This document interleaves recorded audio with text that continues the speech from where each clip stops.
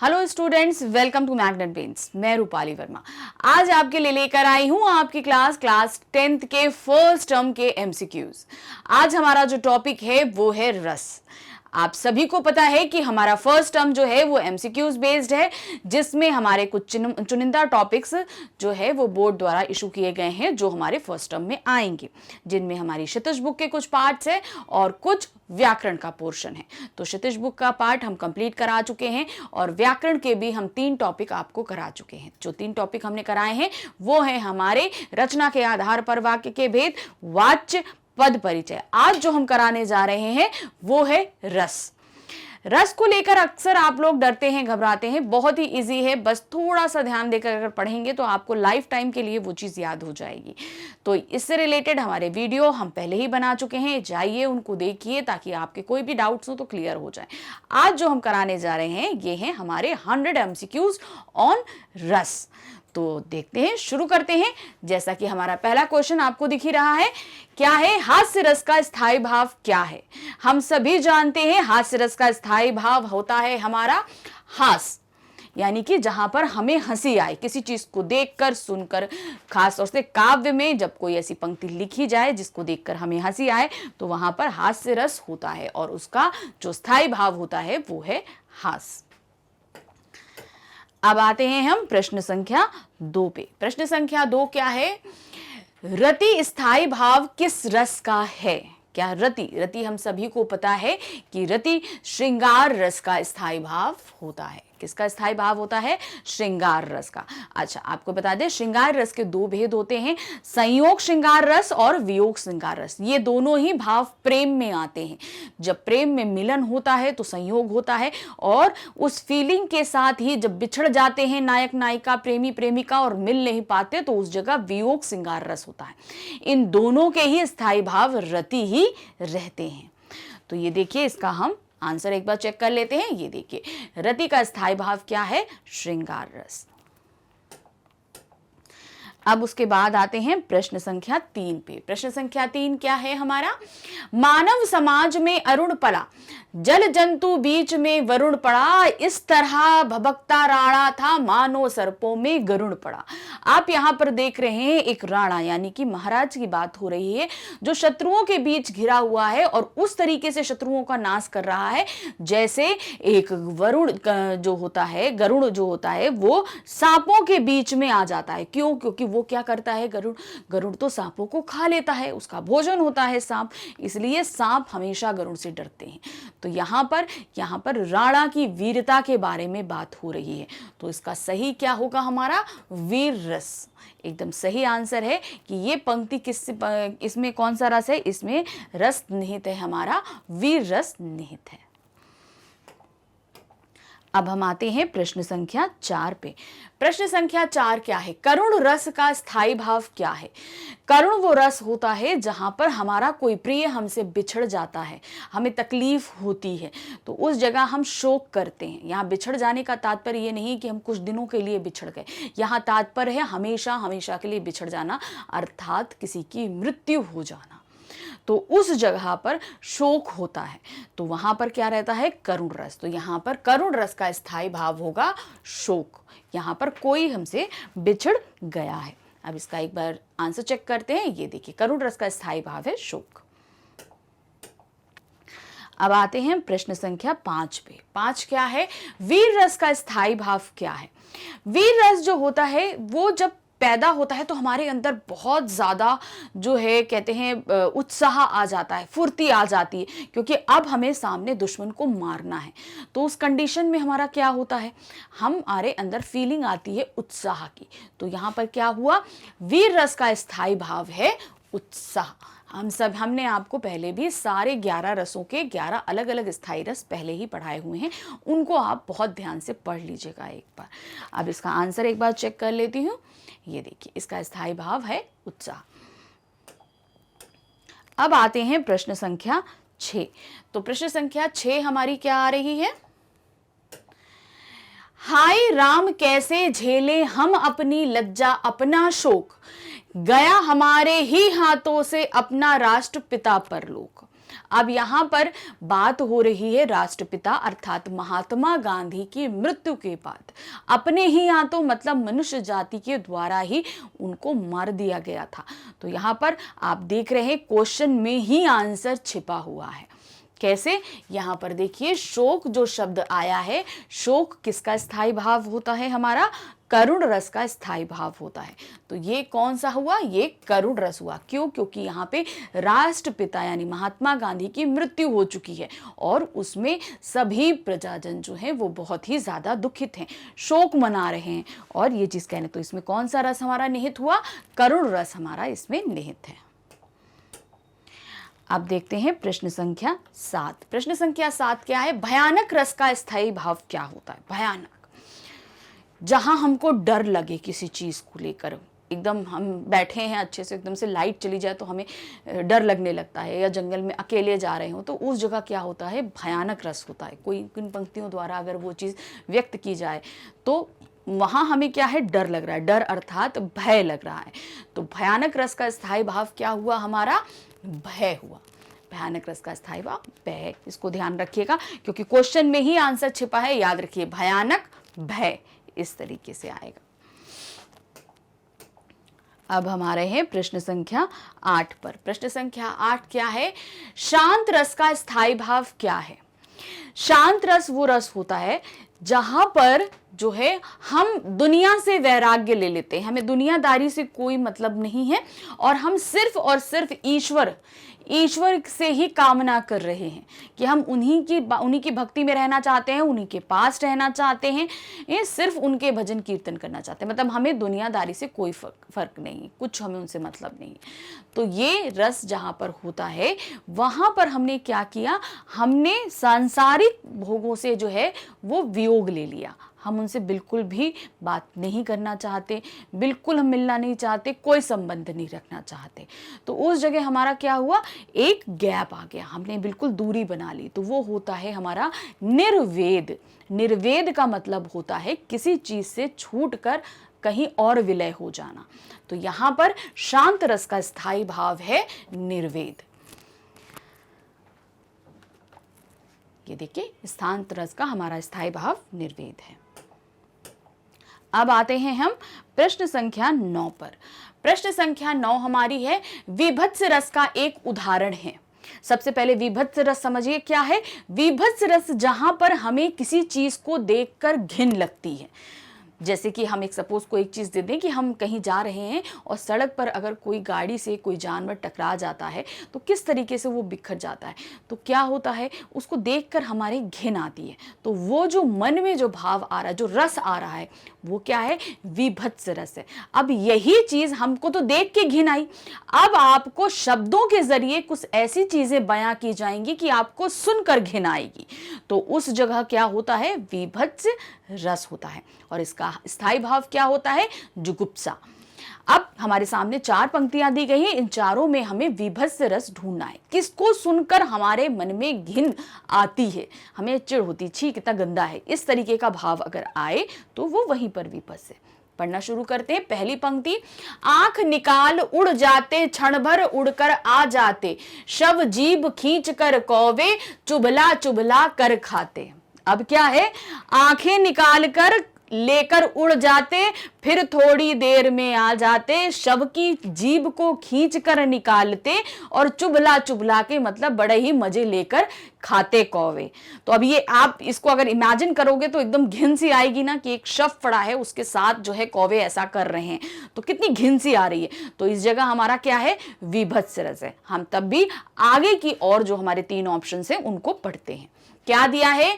तीरथ व्रत साधन कहां जो निस्दिन हरि गान। तो अब यहां पर क्या है? हमने सांसारिक सुख छोड़ दिए हैं, हम सिर्फ निस्दिन क्या करते हैं? तीर्थ जाते हैं, ईश्वर के गान करते हैं, सिर्फ यही कार्य करते हैं। तो ये तो हमारा शांत रस हो गया। फिर है उठरी विकसित कुबलय नयने, नयन निमिलित खोल। तो यहां पर क्या है? एक सुंदर स्त्री का वर्णन किया जा रहा है। तो यहां क्या है? श्रृंगार रस है। फिर अपूर्व श्री श्यामल पत रजी में कदम्ब के पुष्प कदम की घटा। तो यहाँ पर भी सुंदरता का वर्णन किया जा रहा है। तो यहाँ पर भी क्या है, श्रृंगार रस ही है हमारा। तो हमारा जो क्वेश्चन है विभत्स रस कौन सी पंक्ति में है, तो ये हमारी पहली वाली पंक्ति में है। पंक्ति है, आंख निकाल उड़ जाते क्षणभर उड़कर आ जाते शवजीब खींच कर कौवे चुभला चुभला कर खाते। तो इसका आंसर हम एक बार चेक करते हैं। देखिए हमारा एकदम सही आंसर है, का वाला ही एकदम सही जा रहा है। अब आते हैं हम प्रश्न संख्या 10 पे। क्या है, विस्मय स्थायी भाव किस रस का है। विस्मय, जहां पर हम किसी को देखकर एकदम चकित रह जाएं, अरे ये क्या हो गया, मतलब हमने ऐसी कामना नहीं की थी मगर वो चीज घटित हो जाए तो क्या होता है। आपको एक छोटा सा उदाहरण देते हैं इसके बारे में। आप सभी ने जो है कृष्ण जी की जीवन लीला के बारे में सुना होगा, उनकी बाल लीलाओं के बारे में सुना होगा। तो उसमें एक ऐसा वर्णन था जहां पर जो है वो मिट्टी खाते हैं और माता यशोदा उनसे बोलती हैं कि तुमने मिट्टी खाई है। तो वो मना करते, नहीं माता मैंने मिट्टी नहीं खाई है। तो वो क्या कहती हैं कि नहीं तुम मुझे मुंह खोल कर दिखाओ। और जब श्री कृष्ण मुंह खोलते हैं तो देखते हैं कि उनके मुंह के अंदर जो है पूरा, यशोदा माँ क्या देख रही है, उनके मुंह के अंदर पूरा ब्रह्मांड नजर आ रहा है। तो ये देखकर वो चकित हो जाती हैं, विस्मित हो जाती हैं और बेहोश होकर गिर जाती हैं। तो ये ऐसी चीज थी जिसकी कल्पना भी नहीं कर सकते थे, हम सोच ही नहीं सकते थे। तो यानी कि जहां पर विस्मित हो जाते हैं, जिसकी कल्पना की ना की जाए और वो चीज घटित हो जाए, तो वहां पर विस्मय जहां पर होगा वो होगा हमारा अद्भुत रस। विस्मय हमारा अद्भुत रस का जो है वो स्थायी भाव होगा। ये देखिए आंसर, अद्भुत रस। अब हमारे हैं प्रश्न संख्या 11 पे। 11 क्या है, रस के कितने भेद होते हैं। अब देखिए रस के हमने आपको 11 भेद कराए हैं। इसमें आपको थोड़ा सा हम चीजें हैं ऐसा आपको बता दें, वैसे 11 रस होते हैं। आपको हमने ये चीज आपको क्लियर कर देती हूँ, 11 रस होते हैं। लेकिन इसमें थोड़ा सा एक चीज है जो आपको समझनी है। कैसे, अब आंसर से हम आपको समझाते हैं। श्रृंगार रस, हास्य रस, करुण रस, वीर रस, रौद्र रस, भयानक रस, विभत्स रस, अद्भुत रस, शांत रस, वात्सल्य रस और भक्ति रस। लेकिन अगर देखा जाए तो सबसे पहले जो रस बनाए गए, सबसे पहले भरत मुनि ने जो है वो रसों की गणना की थी। उस समय सिर्फ 8 रस थे, ठीक है। बाद में ये 9 रस हो गए। 9 रस ही हैं, लेकिन इनमें कुछ रस जो हैं एक दूसरे में मिले हुए हैं। कैसे, अब आपको हम बताते हैं। जैसे यहां पर वात्सल्य रस और भक्ति रस जो है वो श्रृंगार रस में मिले हुए हैं। वात्सल्य रस और भक्ति रस श्रृंगार रस में मिले हैं, इसलिए ये 9 हो जाते हैं, ठीक है। तो ये आपको क्लियर कर देती हूं, इसको हम इसी तरीके से 9 पढ़ते हैं। अब अगर हम इन दोनों को हटा दें तो देखिए हमारे 9 रस हो जाएंगे। 1 2 3 4 5 6 7 8 9। तो आप अगर आपसे ये चीज पूछी जाए, एग्जाम में पूछी जाए, तो एकदम क्लियर कट इस चीज को ध्यान रखिएगा कि रस के 9 भेद होते हैं। एकदम ध्यान से सुनिएगा, बिल्कुल भी कंफ्यूजन नहीं हो जाएगा। एक्चुअल अगर हम सारे रस को डिटेलिंग में पढ़ें तो वो 11 रस हैं, लेकिन अगर हम उसे काव्य के तौर पर पढ़ते हैं तो वो सिर्फ 9 रस की गणना में आते हैं। तो एग्जाम में अगर आपसे पूछा जा रहा है तो वो सिर्फ आप 9 रस बताएंगे। इस चीज को बिल्कुल क्लियर कट कर लीजिए। यहां पर हम 11 रस का ऑप्शन आपके लिए इसलिए कराए हैं क्या, ताकि आपको एक बार ये चीज रिवाइज हो जाए कि टोटल 11 रस के 11 अलग अलग स्थायी भाव हैं। क्यों? क्योंकि अगर हमने एक ही में पढ़ा दिए तो कई स्थायी भाव आपसे मिस हो जाएंगे और कई रस भी मिस हो जाएंगे। क्योंकि अगर हमने श्रृंगार रस में ही वात्सल्य और भक्ति रस पढ़ा दिया तो हम उसे आपको अलग अलग डिफाइन नहीं कर पाएंगे, इसलिए हम इसको यहां पर आपके लिए ऐसे लेकर आए हैं। अब आते हैं हम प्रश्न संख्या 12 पे। 12 क्या है, निम्न में अद्भुत रस का उदाहरण क्या है। अद्भुत रस जिसको देखकर हम विस्मित हो जाएं, हमने देखा नहीं हो, सुना ना हो, वो चीज घटित हो जाए। तो पहला क्या है, देख यशोदा शिशु के मुख में सकल विश्व की माया, क्षण बड़ को वह बनी अचेतन, हिल ना सकी कोमल काया। देखिए अभी हमने जो वक्तव्य आपको बताया था ये वही बात है कि छोटे से बच्चे के मुंह में पूरा विश्व देखकर वो हिल ना सकी और जो है उनको एकदम उसी जगह स्टेचू सी खड़ी हो गई। तो ये एकदम सही आंसर है, लेकिन तब भी हम आगे वाले देखते हैं। नख रेखा सौ नहीं अरसो है सब गात। तो यहाँ पर अगर क्या हम देख रहे हैं, यहाँ पर जो है एक स्त्री की आंखों और गाल के बारे की सुंदरता है, इसलिए यहाँ श्रृंगार रस है। बर जीते सन मैन के ऐसे देखे मैना। तो यहाँ पर क्या है, मैं यहाँ पर कोई ऐसी चीज देख रहा हूँ जिसको देखकर मैं डर गया हूँ। मैंने यहाँ पर इस चीज को मैंने कल्पना नहीं की थी कि मैं यहाँ पर ये चीज देखूंगा और मैंने देख लिया तो मैं डर गया। के की रव को नुपुर ध्वनि सुन नगती जगती की मूक प्यास। तो यहाँ पर भी हमारा श्रृंगार रस ही है। तो सही हमारा यहाँ पर कौन सा है, आपका पहला वाला आंसर हमारा एकदम सही है। देख यशोदा शिशु के मुख में सकल विश्व की माया, क्षण भर को वह बनी अचेतन, हिल ना सकी कोमल काया। अब आते हैं प्रश्न संख्या 13 पे। 13 हमारा क्या है, वात्सल्यता स्थायी भाव किस रस का है। वात्सल्यता यहाँ पर प्रेम को व्यक्त करता है, मगर यहाँ पर प्रेम नायक नायिका स्त्री पुरुष के बीच ना होकर एक बच्चे के साथ प्यार है। जब हम बच्चे के साथ प्यार करते हैं तो वो स्नेह होता है। तो याद रखिए ये हमारा किससे है, वात्सल्य रस इसका सही आंसर है, लेकिन इसका स्थायी भाव स्नेह भी हो सकता है, वात्सल्यता भी होता है। स्नेह भी हम बच्चों से ही रखते हैं और वात्सल्यता भी बच्चों के साथ ही व्यक्त की गए प्यार की भावना को कहते हैं। तो यहाँ पर अगर स्नेह भी पूछा जाए तो आप कंफ्यूज मत होइएगा। स्नेह और वात्सल्यता दोनों ही स्थायी भाव जो हैं वो वात्सल्य रस के हैं। ये देखिए, अब हम आते हैं प्रश्न संख्या 14 पे। प्रश्न संख्या, श्रृंगार रस के कितने भेद होते हैं। श्रृंगार रस हमने आपको बताया था, श्रृंगार रस के 2 भेद होते हैं। आपको श्रृंगार संयोग रस, श्रृंगार वियोग रस, 2 तरीके के होते हैं, संयोग श्रृंगार रस, वियोग श्रृंगार रस। तो इनको आप ध्यान रखिएगा। ये देखिए, संयोग श्रृंगार रस और वियोग श्रृंगार रस 2 हमारे श्रृंगार रस के भेद होते हैं। अब हम आते हैं प्रश्न संख्या 15 पे। 15 क्या है, स्थायी भाव कितने प्रकार के होते हैं। आपके स्थायी 9 रसों के 9 स्थायी भाव होंगे। अब इसको अब आपसे ये चीज अगर पूछी जाए तो आप 9 ही स्थायी भाव बताएंगे। रस जो होंगे वो 9 रहेंगे, लेकिन स्थायी भाव जो हैं वो पूरे हमारे क्या आएंगे, 11 ही रहेंगे।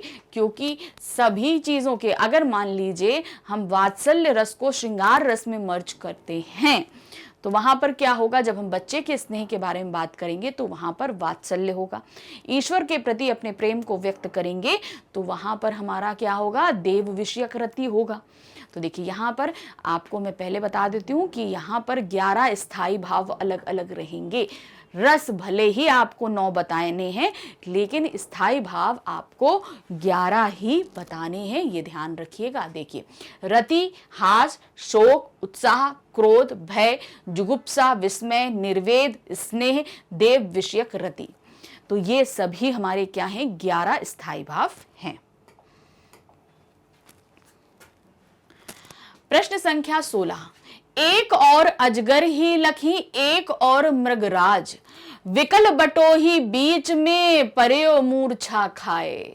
अब यहां पर क्या है, इन पंक्तियों में कौन सा रस है, क्या दिया है, एक तरफ अजगर है और एक तरफ जो है वो जो बटोही मतलब शिकारी जो है, और वो बीच में पड़ गया है, बेचारा डर रहा है, क्या करे वो। तो इस कंडीशन में क्या है, उसको डर लग रहा है, अर्थात यहाँ पर क्या हुआ, भयानक रस हो रहा है। क्यों, क्योंकि उसको जो है अजगर से डर लग रहा है, बटोही मतलब शिकारी को। अब आते हैं प्रश्न संख्या 17। 17 क्या है, प्रिय पति व मेरा प्राण प्यारा कहाँ है, दुख जल निधि डूबी सहारा कहाँ है। तो अब यहां पर क्या है, एक स्त्री बिलख रही है और क्या बोल रही है कि उसका जो प्रिय यानी प्राण से प्यारा प्रिय यानी उसका प्रेमी या पति वो कहाँ है, दुख जल निधि में डूबी, यानी कि दुखों के समंदर में डूबी हुई है वो अपने पति को ढूंढ रही है। तो इस पंक्तियों से हमें ये पता चल रहा है कि यहाँ पर जो है ये करुण रस है, और करुण रस का स्थायी भाव होता है शोक। ध्यान रखिए, इन पंक्तियों में करुण रस है, लेकिन आपसे पूछा क्या जा रहा है, स्थायी भाव पूछा जा रहा है। तो यहां पर करुण रस जरूर है, लेकिन इसका स्थायी भाव करुण का क्या होगा, शोक होगा। अब आते हैं प्रश्न संख्या 18 पे। 18 क्या है, सर्वश्रेष्ठ रस किसे माना गया है, रसों में सबसे ज्यादा श्रेष्ठ किसे कहते हैं, किसको कहते हैं, श्रृंगार रस को कहते हैं। इसे रसराज भी कहा जाता है, रसों का राजा होता है श्रृंगार रस। ये देखिए, इसको ध्यान रखिएगा, रसराज किसे कहा जाता है, इस तरीके से क्वेश्चन आ जाता है। सर्वश्रेष्ठ रस किसे कहा जाता है, श्रृंगार रस कहा जाता है। ये इस तरीके से टिलकल के आपसे क्वेश्चन पूछा जा सकता है। तो सही हमारा क्या है, श्रृंगार रस। प्रश्न संख्या 19 हमारा क्या है, आप देख रहे हैं, एक पंक्ति दी गई है, मेरे तो गिरधर गोपाल दूसरो ना कोई, जाके सिर मोर मुकुट मेरो पति सोई। तो यहां पर ये मीरा के पद हैं। मीरा अपने प्रेम को व्यक्त कर रही हैं कि मेरा पति तो वही है जिसके सिर पर मोर पंख का मुकुट है। तो यहाँ पति यानी कि प्यार को व्यक्त कर रही हैं। तो यहाँ पर क्या हुआ, जब नायक नायिका अपने प्रेम को व्यक्त करते हैं तो वहां पर क्या होता है, श्रृंगार रस होता है। अब श्रृंगार रस का भेद अगर आपसे पूछा जाएगा इसमें कौन सा है, तो यहाँ पर आप देखेंगे यहाँ पर प्रेम अभिव्यक्त हो रहा है। तो इसलिए यहाँ पर क्या है, संयोग श्रृंगार रस है। तो सही क्या है, श्रृंगार रस। अगर आप ये चीज नहीं भी बता पाते संयोग श्रृंगार रस, तो बिल्कुल भी परेशान हुई, आप श्रृंगार रस बता देंगे तो वहां पर भी आप एकदम सही। आपके पास जो ऑप्शन है आपको वही ऑप्शन टिक करने हैं। तो यहाँ पर श्रृंगार रस का ही ऑप्शन दिया हुआ है। अब आ रहा है प्रश्न संख्या 20। प्रश्न संख्या 20 क्या है हमारा, हिंदी साहित्य का नवा रस कौन सा है। अब देखिए, यहां पर हर रस को एक लाइन से कराया गया है। तो हमने आपको जो कराया है रस, आपने ध्यान से देखेंगे तो वात्सल्य रस और भक्ति रस एकदम एंड में है, यानी वात्सल्य रस नंबर 10 पे है और भक्ति रस 11 पे है। तो ये दोनों ही जो है श्रृंगार रस से अलग किए जाते हैं। लेकिन यहाँ पर हमने आपको क्या बताया अभी थोड़ी देर पहले कि रसों की संख्या सिर्फ 9 है। तो वात्सल्य रस और भक्ति रस किसमें मिल गए, श्रृंगार रस में मिल गए। तो आखिरी नवा रस हमारा कौन सा है, शांत रस है। तो सही हमारा क्या होगा, शांत रस। बिल्कुल भी कंफ्यूज नहीं होइएगा, हम बार बार आपसे बोल रहे हैं कि रसों की संख्या सिर्फ 9 है। वात्सल्य रस और भक्ति रस को श्रृंगार रस से ही अलग किया गया है, इसलिए 11 रस होते हैं। लेकिन जब हम आपसे पूछें कि रसों की कितनी संख्या है तो आप सिर्फ उन्हें 9 बताएंगे। 11 हमने आपको इसलिए समझाए थे क्योंकि इन सभी के स्थायी भावों को हमने आपको अलग अलग करके समझाया था।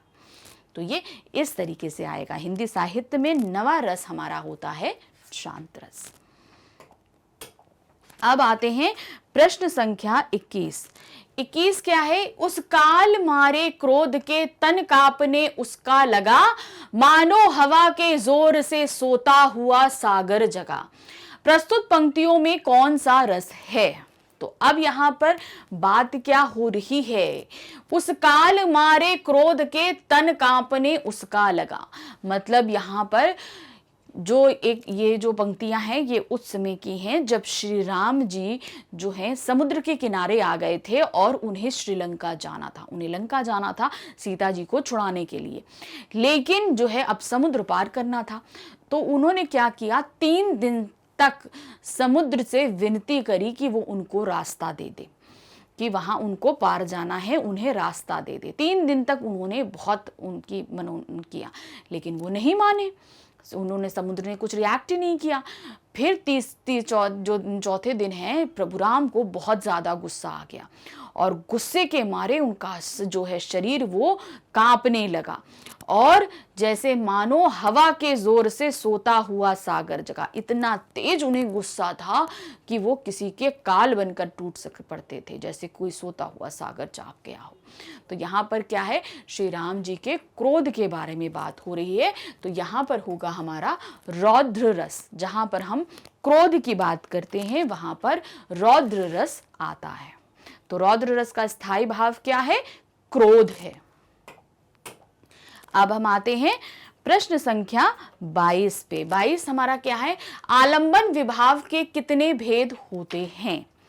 आलंबन विभाव का कितने भेद होते हैं। तो आलंबन विभाव के हमने कितने भेद पढ़े हुए हैं, 2 भेद पढ़े हैं। ध्यान रखिएगा, अंगों को भी आपको ध्यान से पढ़ना है। आलंबन विभाव के 2 भेद होते हैं, आश्रय और विषय। आश्रय जिसके मन में ये फीलिंग्स आती हैं, मतलब जो स्थायी भाव आश्रय के मन में आते हैं वो स्थायी भाव हुए, और जिसको देख कर आ रहे हैं वो क्या है, विषय। ये 2 जो हैं आलंबन विभाव के भेद होते हैं। अब आते हैं प्रश्न संख्या 23। प्रश्न संख्या 23 है, संचारी भावों की संख्या बताइए। संचारी भाव 33 माने गए हैं। आपको हमने पढ़ाए भी हैं, उनके नाम भी बताए हैं। 33 के नाम याद नहीं होते तो कोई बात नहीं, लेकिन उनकी संख्याओं को जरूर याद रखिए, ये पूछे जा सकते हैं। संचारी भावों की संख्या 33 होती है। प्रश्न संख्या 24 क्या है, विभत्स रस का स्थायी भाव क्या है। विभत्स रस हमने अभी आपको बताया, जहां पर किसी चीज को देखकर हमें घृणा होती है, हमें घिन आती है, तो वो होता है विभत्स रस। तो यहाँ पर पंक्तियों के जरिए हमारे अंदर जो है वो घिन की भावना पैदा होती है। तो इसका स्थायी भाव होता है जुगुप्सा या घृणा, ये इसका स्थायी भाव होता है। ये देखिए जुगुप्सा, विभत्स का स्थायी भाव जुगुप्सा या घृणा होता है। अब आते हैं प्रश्न संख्या 25। 25 क्या है, क्रोध किस रस का स्थायी भाव है। क्रोध रौद्र रस का स्थायी भाव है। क्रोध यानी कि रौद्र मतलब गुस्सा, गुस्से का स्थायी भाव क्या होगा, क्रोध होगा। तो रौद्र का जो है, क्रोध का स्थायी जो है वो किसका स्थायी भाव है, रौद्र रस का स्थायी भाव है। प्रश्न संख्या 26 क्या दिया है, 26 प्रश्न संख्या, किलक अरे मैं नेह निहारूं इन दांतों पर मोती वारूं, इन पंक्तियों में कौन सा रस है। तो यहाँ पर क्या है, एक छोटा सा बच्चा किलक रहा है और उसके छोटे छोटे दांत दिख रहे हैं जो नए नए निकले हैं, और कैसे चमक रहे हैं वो, जैसे मोती। तो यहाँ पर उन मोतियों पर सब कुछ वार देने की बात कही गई है। तो क्या होगा हमारा यहाँ पर, वात्सल्य रस होगा। अब हमारा प्रश्न संख्या 27। तो प्रश्न संख्या 27 क्या है, भाव जिसके हृदय में रहते हैं उसे क्या कहते हैं। हमने बताया था आपको, आलंबन विभाव का जो रहता है उसमें हमारा क्या रहते हैं, उसके 2 भेद थे, आश्रय और विषय। जिसके मन में भाव रहते हैं वो आश्रय, और जिसको देखकर हमें विचलित हो रही है, मतलब हमारे मन के अंदर स्थायी भाव आ रहे हैं, वो विषय। तो हमारे अगर मन के अंदर हैं तो हम क्या हो गए, हम आश्रय हो गए। तो हमारा स्थायी भाव क्या है, आश्रय, यानी कि हमारे अंदर आ रहा है तो हम आश्रय हैं। तो इसलिए ये हमारा आलंबन विभाव का एक भेद है, इस चीज को ध्यान रखिएगा। अब हमारे हैं प्रश्न संख्या 28। 28 क्या है, मैं सत्य कहता हूं सखे सुकुमार मत जानो मुझे, यमराज से भी युद्ध में प्रस्तुत सदा मानो मुझे। तो यहाँ पर कोई कह रहा है कि मुझे सुकुमार मतलब कोमल नहीं समझो, मैं जो हूँ हमेशा युद्ध में यमराज से भी भिड़ने को तैयार हूँ। तो यहाँ बात क्या हो रही है, बात हो रही है वीर रस की। इन पंक्तियों में कौन सा रस है, इन पंक्तियों में वीर रस है। यहां पर वीरता की बात हो रही है। अब हम आते हैं प्रश्न संख्या 29। 29 क्या है? हाँ रघुनंदन प्रेम परीते, तुम बिन जियत बहुत दिन बीते। तो यहाँ पर क्या हुए कि यहाँ पर रघुनंदन यानी कि राम के बगैर जो है जीते जीते बहुत दिन बीत गए हैं। तो यहाँ पर क्या है? यहाँ पर बिछोह है, यहाँ पर हम बिछड़े हुए हैं, शोक में हैं। तो इसलिए यहाँ पर हमारा क्या कौन सा रस है? करुण रस है।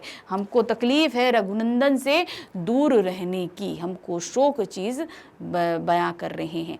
तो यहाँ पर क्या चीज है आपको हम पूरा क्लियर कर दें। हाँ रघुनंदन प्रेम परीतन, तुम बिन जीत बहुत दिन बीते, अर्थात राजा दशरथ जो हैं उनकी मृत्यु हो गई है। अब ये खबर जब भरत राम को देते हैं तब वहां बताते हैं ये कि रघुनंदन आपके प्रेम के कारण जो है, आपके प्रेम में इतना लगाव था कि आपके बगैर वो ज्यादा दिन तक जीवित नहीं रह पाए और मृत्यु को प्राप्त हो गए। तो यहाँ पर राजा दशरथ की मृत्यु की खबर भरत द्वारा राम जी को दी जा रही है। तो यहाँ पर दुख का संदेश है। तो ये यहाँ पर क्या रस होगा? हमारा करुण रस है। अब इसके बाद आते हैं प्रश्न संख्या 30 पे। 30 हमारा क्या है? हे नप बालक काल बस बोलत ते ही ना संभार, धनु ही सम त्रिपुरारी धनु विदित सकल संसार। तो यहाँ पर जो बात हो रही है, किस चीज की बात हो रही है? आपने ये वाला जो दोहा है ये आपकी बुक में आया भी है।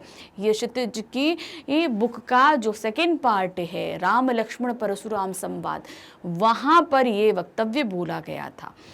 अपन क्या चीज है? हे नृप बालक यानी कि राजा के बालक। किसके लिए यूज किया गया था? लक्ष्मण जी के लिए। कौन बोल रहा था? परशुराम जी। क्योंकि राम जी द्वारा जब धनुष तोड़ दिया गया था तो वो बहुत गुस्से में आए थे। ये सब पाठ हम लोग पढ़ चुके हैं। तो वही चीज यहाँ पर क्या दिया है? बोलत ते ही ना संभार, तुम संभाल कर नहीं बोलते हो। धनु ही सम त्रिपुरारी धनु विदित सकल संसारी। ये धनु जो है ये त्रिपुरारी अर्थात शिव का है और ये पूरा संसार जानता है। तो ये कौन बोल रहा था गुस्से में? ये परशुराम जी गुस्से यानी कि क्रोध में बोल रहे थे। तो ये हमारा क्या था? यहां पर होगा रौद्र रस, क्योंकि वो क्रोध में बोल रहे हैं, इसलिए यहां पर होगा हमारा रौद्र रस। तो अब हमारे पास आ रहा है प्रश्न संख्या 31। पायो जी मैंने राम रतन धन पायो, वस्तु अमोलक दी मेरे सतगुरु, करी कृपा अपनायो। तो ये आप सभी को पता है कि ये जो पद है ये किसने गाया है? ये मीराबाई जी ने गाया है। मीराबाई जी का पद है। तो उन्होंने क्या बोला था कि मैंने जो है वो राम रतन रूपी धन पाया है, ये जो है मेरे सद्गुरु ने मुझे सबसे अनमोल रत्न दिया है। तो यहाँ पर यह क्या कर रही हैं? आप यहाँ पर देखोगे कि वो भक्ति में लीन है। वो उनकी किसकी जो है? श्री कृष्ण जी की भक्ति कर रही हैं। तो यहाँ पर कौन सा रस आएगा? हमारा भक्ति रस आएगा, ये ध्यान रखिएगा। आंसर देखते हैं। देखिए भक्ति रस है। अब इसके बाद आते हैं हम प्रश्न संख्या 32 पे। मुन्ना ने मम्मी के सिर पर देखी दो दो चोटी, भात उठा भाग गया सिर पर सापिन लूटी। अब क्या है? एक बच्चा है, उसने अपनी मम्मी के सर पर दो चोटी देखी, वो डर गया, वो भात उठाकर भाग गया। चावल खा रहा था, भात उठाकर भाग गया। उसे लगा कि उसके मम्मी पे के सर पे दो सापिन यानी कि दो सांप जो है वो लूट रहे हैं। तो इससे देखने से ही, हमें पढ़ने से ही समझ में आ रहा है कि इसमें हमें हंसी आ रही है। क्या आ रही है? हंसी आ रही है। तो ये क्या होगा? हमारा हास्य रस होगा। इन पंक्तियों में हमारा हास्य रस है। अब आ रहे हैं प्रश्न संख्या 33। क्या है? उठो लाल अब आंखें खोलो, पानी लाई हूं मुंह धो लो।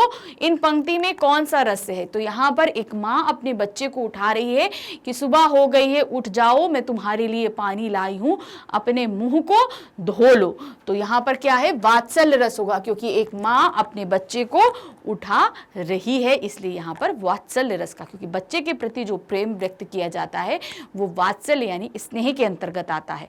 और ये दोनों ही किसके स्थायी भाव हैं? वात्सल्य रस के स्थायी भाव है। प्रश्न संख्या 34। प्रश्न संख्या 34 क्या है? दुल्हन गाहूं मंगल चार, हम घर आए राजा राम भरतार। इन पंक्तियों में कौन सा रस है?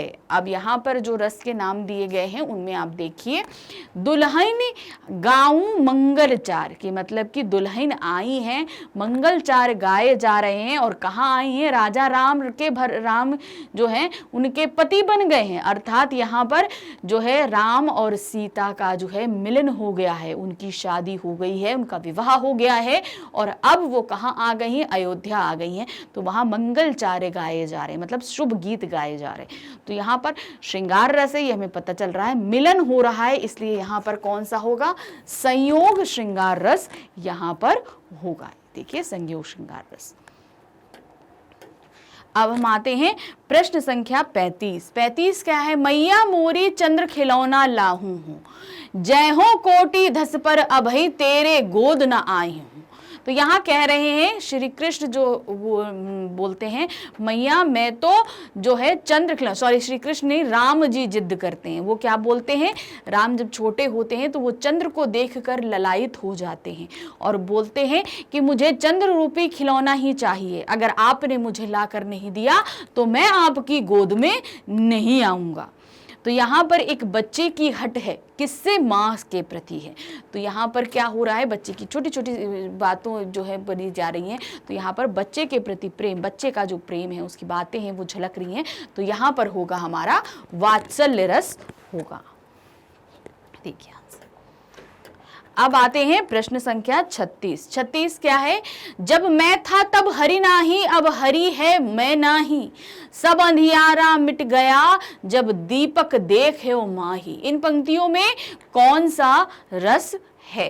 तो अब यहाँ पर क्या कह रहे हैं आप देखें, जब मैं था तब हरि नहीं, मैं अर्थात जब मेरे अंदर जब तक अहंकार था तब तक मैं हरि यानी कि हरि रूपी ज्ञान को प्राप्त नहीं कर सका, और जब मैं मेरे अंदर हरि आ गए और मैं चला गया तो मैंने हरि के दर्शन प्राप्त कर लिया, अर्थात मेरे पास जो है ज्ञान रूपी दीपक जैसे ही जला, मैंने ईश्वर को प्राप्त कर लिया। तो यहाँ पर सिर्फ ईश्वर और अपने बारे में बात हो रही है, संसार से कोई रिलेशन नहीं है। तो इसलिए यहाँ पर क्या होगा, हमारा शांत रस होगा, जहां पर हम ईश्वर की भक्ति जब करते हैं और सिर्फ उन्हीं में लीन रहते हैं, बाकी पूरी दुनिया से हमारा वैराग्य हो जाता है, तो वहां पर हमारा शांत रस होता है। अब आते हैं प्रश्न संख्या 37। 37 क्या है, बुंदेले हर बोलों के मुंह हमने सुनी कहानी थी, खूब लड़ी मर्दानी वो तो झांसी वाली रानी थी। तो ये तो बहुत ही फेमस कविता है, हम सभी ने पढ़ी हुई है ये कविता। तो ये कविता में यहाँ झांसी की रानी की वीरता के बारे में बात हो रही है, इसलिए इससे सीधे जाहिर है कि ये क्या है, हमारा वीर रस है, यहाँ पर हमारा वीर रस होगा। ये देखिए अब आते हैं प्रश्न संख्या 38। प्रश्न संख्या 38 क्या है, बुरे समय को देखकर गंजे तू क्यों रोया, किसी भी हालत में तेरा बाल न बाका होया। अब यहाँ पर क्या है, देखिए कि यहाँ पर बात हो रही, क्या बात कही जा रही है कि बुरे समय को गंजे तुम देखकर क्यों रोते हो, तुम्हारा तो किसी भी हाल में एक बाल भी बाका नहीं हो सकता। तो यहाँ पर क्या है, उसका मजाक, उसके गंजे का जो है वो मजाक उड़ाया जा रहा है। यहाँ पर इन पंक्तियों को देखकर हमें ज्ञात होता है कि यहाँ पर हास्य रस होगा। अब आप देखेंगे, ये देखिए हास्य रस यहाँ पर है। पंक्तियों के भाव को समझने की कोशिश करिएगा तो आपके लिए हर एक चीज बहुत ही आसानी से क्लियर हो जाएगी। प्रश्न संख्या 39 क्या है, पड़ी थी बिजली सी विकराल, लपेटे थे घन जैसे बाल, कौन छेड़े ये काले सांप, अब निपति उठे अचानक कांप। तो अब यहाँ पर जो बात हो रही है, क्या हो रही है, पड़ी थी बिजली सी विकराल, मतलब कैसे पड़ी थी, बिजली सी विकराल पड़ी हुई थी, लपेटे थे घन जैसे बाल, यानी कि उन बालों को अपने ऊपर ऐसे लपेटी थी जैसे घने बालों को अपने ऊपर लपेटे थे।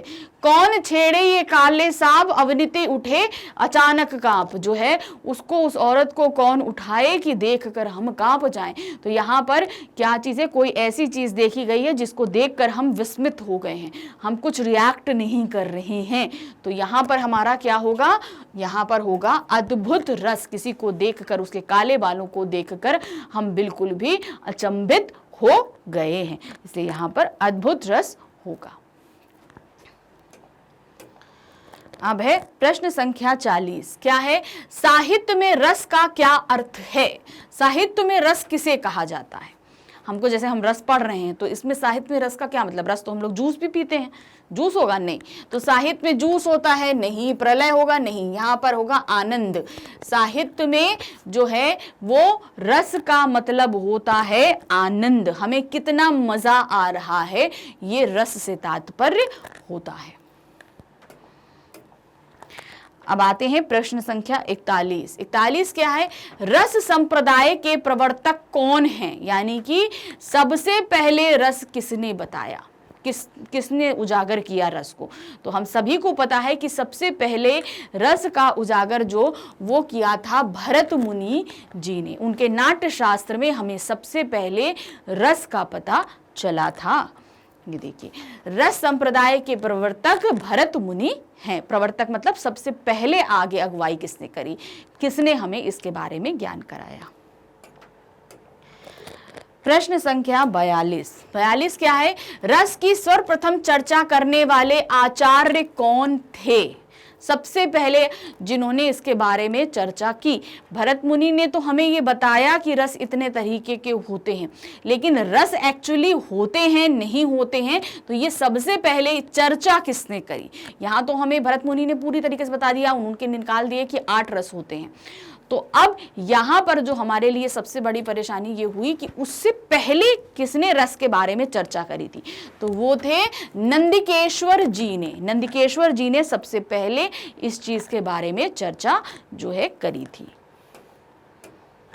अब आते हैं प्रश्न संख्या 43। 43 क्या है? रस के कितने अंग होते हैं? क्या बताया? अंग। रस के भेद और रस के अंग अलग अलग होते हैं। तो रस के कितने होते हैं भेद? रस के 4 भेद होते हैं।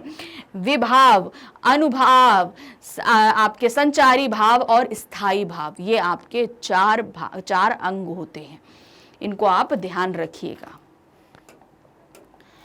आते हैं प्रश्न संख्या 44। क्या है? भरत मुनि के अनुसार रस के कितने प्रकार थे? तो भरत मुनि के अनुसार जो है वो रस के कितने 8 जो हैं प्रकार थे। उन्होंने जब सबसे पहले अपने नाट्य शास्त्र में रस की रचना की थी तो उसमें सिर्फ 8 रसों के बारे में विमोचित उन्होंने हमको किया था। प्रश्न संख्या 45। कौन सा रस का अंग नहीं है? रस के हमने अभी 4 अंग पढ़े, तो इनमें से कौन सा है जो रस का अंग नहीं है? विभाव होता है, समभाव नहीं होता, अनुभाव होता है, स्थायी भाव होता है। तो आपको बता दें, विभाव, अनुभाव, स्थायी भाव, संचारी भाव, ये 4 अंग होते हैं। समभाव किसी भी तरह का अंग नहीं होता है रस का। प्रश्न संख्या 46। प्रश्न संख्या 46 का ये कौन सा है? कौन सा रस का भेद नहीं है? अब रस के भेद के बारे में बात हो रही है। श्रृंगार रस है, रौद्र रस है, विभत्स रस भी है। कौन सा रस नहीं है? विषाद जो है वो रसों के भेद में नहीं गिना जाता है। इससे पहले सारे श्रृंगार रस भी रस का भेद है, रौद्र रस भी है, विभत्स रस भी है। विषाद कोई भी रस की गिनती में हमारे पास नहीं आता है। प्रश्न संख्या 47। 47 क्या है? किस रस को रसराज कहा जाता है? यहां पर क्या है? कहा जाता है। किस रस को रसराज कहा जाता है? तो वो है हमारा श्रृंगार रस। श्रृंगार रस को रसराज कहा जाता है। हमने आपको पहले ही बात था, रसों में सर्वश्रेष्ठ श्रृंगार रस है, रसराज भी श्रृंगार रस ही होता है। प्रश्न संख्या 48 क्या है? कवि बिहारी मुख्यतः किस रस के कवि हैं? तो कवि बिहारी मुख्यतः हमारे किस रस के कवि हैं? श्रृंगार रस के। उनकी जितनी भी आप कविताएं देखेंगे वो सभी श्रृंगार रस से परिपूर्ण होती हैं। ज्यादातर उनकी रचनाओं में श्रृंगार रस का ही जो है व्याख्यान किया जाता है। प्रश्न संख्या 49। प्रिय पति मेरा प्राण प्यारा कहाँ गया, दुख जल निधि डूबी सहारा कहाँ गया। तो इसमें आप देख रहे हैं, इसमें हमारा शोक रस आता है। यहाँ पर पति जो है दूर बिछड़ गया है और जो प्रेमिका है वो बहुत विचलित है, पत्नी जो है वो विचलित है, अर्थात वो मृत्यु को प्राप्त हो गया है उसका पति, इसलिए यहाँ पर क्या होगा, हमारा शोक रस होगा। प्रश्न संख्या 50 क्या है, श्रृंगार रस का भेद है। इनमें से कौन सा श्रृंगार रस का भेद है, संयोग रस, वियोग रस। तो ये दोनों ही हमारे श्रृंगार रस के भेद हैं, उपर्युक्त दोनों। तो हम सही क्या इसमें हम करेंगे, ये दोनों ही हमारे सही होंगे। तो इसलिए यहाँ पर उपर्युक्त दोनों कोई नहीं। तो श्रृंगार रस का हमारे जो दो भेद हैं, संयोग रस और वियोग रस। तो इसको हम कैसे पढ़ते हैं, संयोग श्रृंगार रस, वियोग श्रृंगार रस, ये इस तरीके से पढ़ा जाता है। अब इसके बाद आता है प्रश्न संख्या 51, विभावानुभाव व्यभिचारी संयोगाद रस निष्पत्ति किसकी परिभाषा है। अब रस के ऊपर बहुत से कवियों ने जो है अपनी अपनी परिभाषाएं दी हैं, तो ये परिभाषा किसकी है, तो ये हम सभी ने पढ़ी है कि ये परिभाषा भरत मुनि जी की है। अभी हम आगे और भी कवियों की परिभाषाएं रस के ऊपर लेकर आएंगे, किसने किसने क्या दी है। तो याद रखिएगा, विभावानुभाव व्यभिचारी संयोगाद रस निष्पत्ति जो है भरत मुनि द्वारा की गई रस की परिभाषा है। प्रश्न संख्या 52 क्या दिया है, 52, वाक्यम रसनात्मकम काव्यम किसकी परिभाषा है। अब ये परिभाषा किसने दी है, ये विश्वनाथ जी द्वारा रस की परिभाषा दी गई। वाक्यम रसनात्मकम वाक्यम, ये विश्वनाथ जी द्वारा रस की परिभाषा का वर्णन यहां पर किया गया है।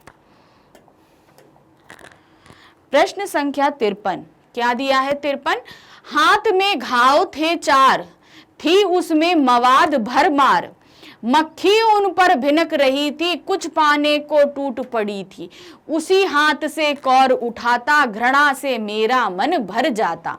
इन पंक्तियों में कौन सा स्थायी भाव है। अब आपको यहाँ पर जो बताना है कि कौन सा स्थायी भाव है। अब आप देख रहे हो ऑप्शन में आपके पास नहीं दिया है, तो आप सीधे सीधे यहाँ पर क्या लगा दोगे, विभत्स रस। क्यों, क्योंकि यहाँ पर देखकर हमको घिन आ रही है, तो इसलिए ये हमारा क्या होगा, आपका विभत्स रस यहाँ पर हमारा होगा, और इसका स्थायी भाव है जुगुप्सा या घृणा। प्रश्न संख्या 54 क्या दी है, साहित्य का चरम मान रस है, किसकी परिभाषा है। ये किसने दिया है, ये नगेंद्र जी ने दिया है। किसने रस की परिभाषा करी है, साहित्य का चरम मान, यानी कि जब साहित्य अपने चरम पर पहुंच जाता है तो वो कंडीशन रस की होती है। ये परिभाषा नगेंद्र जी द्वारा रस की गई थी। प्रश्न संख्या 55 में क्या है हमारे पास, विभाव के कितने भेद होते हैं। अब हमने आपको बताया था हमारे विभाव के 2 भेद होते हैं। आपको यहाँ पर हम पहले भी पढ़ा चुके हैं, विभाव के 2 भेद माने जाते हैं, आलंबन विभाव और उद्दीपन विभाव। आलंबन विभाव के 2 भेद होते हैं, आश्रय और विषय। इन सभी चीजों को क्लियर अप आपको किया जा चुका है। प्रश्न संख्या 56 क्या है, अनुभाव के कितने भेद होते हैं। तो अनुभाव के हमने पढ़े थे कि आपके अनुभाव के जो हैं वो 4 भेद होते हैं। 4 भेद यहाँ पर कौन कौन से हैं आपके, कायिक अनुभाव, मानसिक अनुभाव, सात्विक अनुभाव और आहार्य अनुभाव। ये सभी जब हम क्या हमारे अंदर रस निष्पत्ति होती है, हमारे अंदर रस का स्थायी भाव जागृत होता है, तो हम किस तरीके से रिएक्ट करते हैं वो हमारा क्या होता है, वो कहलाता है अनुभाव। अब उसके बाद आते हैं हम प्रश्न संख्या 57, अनुभाव का भेद नहीं है। अभी हमने अनुभाव पढ़े, अनुभाव के कितने भेद, 4 भेद थे। अब इनमें अनुभाव का भेद क्या नहीं है, आश्रय जो है वो अनुभाव का भेद नहीं है, ये तो आलंबन विभाव का भेद है। तो इसलिए सही हमारा क्या है, आश्रय। बाकी तो है सात्विक, मानसिक, कायिक और आहार्य जो है हमारे जो है अनुभाव के भेद होते हैं। आश्रय जो है आलंबन विभाव का भेद है। अब आते हैं प्रश्न संख्या 58। 58 हमारा क्या है? सात्विक अनुभाव के कितने भेद होते हैं? जो सात्विक अनुभाव हमने पढ़ा है उसके कितने भेद होते हैं? उसके 8 भेद माने गए हैं। कितने भेद माने गए हैं? 8 भेद उसके माने गए हैं। स्तब्ध, श्वेत, रोमांच, स्वरभंग, कंप, विवरता, अश्रु, प्रलाप। ये क्या होता है? जब हमारे विभाव आते हैं तो हम किस तरीके से रिएक्ट करते हैं। कहने का मतलब हमारा शरीर नहीं, हमारे अंदर, ये अंदर से ही निकलता है। जैसे पसीना आना होता है, हम एकदम स्तब्ध खड़े हो जाते हैं। रोमांच अंदर आता, जो फीलिंग्स रहती रोमांच की रहती। स्वरभंग यानी कि हम जो है हकलाने लगते हैं। कंप यानी कि कांपने लगते हैं। विवरता, विवरता का मतलब होता है कि हम तरह तरह के चेहरे बनाने लगेंगे। अश्रु हो जाएंगे, आंख बहने लगेंगे। प्रलाप, जोर से चिल्लाने लगेंगे। तो ये सभी किसके होते हैं? ये सात्विक अनुभाव के भेद हैं। प्रश्न संख्या 59। प्रश्न संख्या 59 क्या है? सात्विक अनुभाव का भेद नहीं है। अब इनमें से सात्विक अनुभाव का भेद क्या नहीं है? स्वेद है, रोमांच है, विवरता है, आलंबन नहीं है। आलंबन तो विभाव का भेद होता है, तो ये आलंबन जो है वो सात्विक अनुभाव का भेद हमारा नहीं है। अब आते हैं प्रश्न संख्या 60 पर। प्रश्न संख्या 60 क्या है हमारे पास? आंतरिक मनोभावों के कारण जो शारीरिक व्यंजना होती है वहां रस का कौन सा अंग होता है? यानी कि हमने अंदर के अंदर हमें कोई भाव हो रहा है और हमारी शारीरिक व्यंजना, शरीर से अगर हम उसको बताने लगते हैं तो हमारे अंदर तब उस समय रस का कौन सा अंग काम करने लगता है? तब हमारा काम करता है अनुभाव। हमारा क्या काम करता है? अनुभाव काम करता है। उस समय अनुभाव ही अंग के अंतर्गत आता है। यानी कि कोई स्थायी भाव है और हम शारीरिक रूप से उसको बताने की कोशिश कर रहे हैं तो वो हमारा क्या होगा? कायिक अनुभाव। सिंपल सी चीज। अब आते हैं प्रश्न संख्या 61। 61 क्या है? लोक हृदय में लील होने की दशा रस दशा है, किसकी परिभाषा है? अब यहाँ पर एक और कवि की भाषा हमारे सामने व्यक्त की गई है। लोक हृदय में लीन यानी लोगों के हृदय में जो बसा रहता है वो दशा ही रस की दशा कहलाती है। ये किसकी है? ये रामचंद्र शुक्ल द्वारा प्रस्तुत की गई रस की परिभाषा है यहाँ पर। ये देखिए। अब आते हैं प्रश्न संख्या 62। 62 क्या है? मैं सत्य कहता हूं सके सुकुमार मत जानो मुझे, यमराज से भी युद्ध में प्रस्तुत सदा जानो मुझे। तो यहाँ पर हम क्या देख रहे हैं? इस रस में वीर रस जो है वो इन पंक्तियों में वीर रस हमें दिखाई दे रहा है। ये देखिए वीर रस यहाँ पर आ रहा है। अब हमारा आ रहा है प्रश्न संख्या 63। स्थायी भाव कितने प्रकार के होते हैं? तो हमने आपको बताया था कि रस को तो आप 9 पढ़ेंगे लेकिन स्थायी भाव पूरे 11 के अलग अलग रहते हैं। तो यहाँ पर स्थायी भाव कितने रहेंगे? हमारे 11 रहेंगे। 11 रस जो हमारे पूरे हैं उन सभी के 11 स्थायी भाव आएंगे। अब इसके बाद आते हैं प्रश्न संख्या 64 पे। प्रश्न संख्या 64 क्या है? माखे लखन कुटिल भई भौवे रद्द पट फरकत नयन रिसहरे। तो यहाँ पर आप क्या देख रहे हो कि किसी को गुस्सा आया, लखन यानी कि लक्ष्मण जी को गुस्सा आया और उनकी आंखें जो कुटिल हो गई और उनके जो रत्पट फरकत नयन जारे और उनके होंठ कपकपाने लगे और नयन भड़कने लगे। तो यहाँ पर क्या देख रहे हैं कि यहाँ पर आएगा रौद्र रस। यहाँ पर कौन सा रस आएगा? रौद्र रस हमारा आएगा। अब आ रही है हमारी प्रश्न संख्या 65। 65 क्या है? सिर पर बैठियो काग आंख दो खात निकारत, खींचत जीभ ही स्वार अति ही आनंद उर धारत। गिद्ध जांग को खोद खोद के मांस उपारत, स्वान अंगुरी काट काट के खात विदारत। इन पंक्तियों में कौन सा रस है?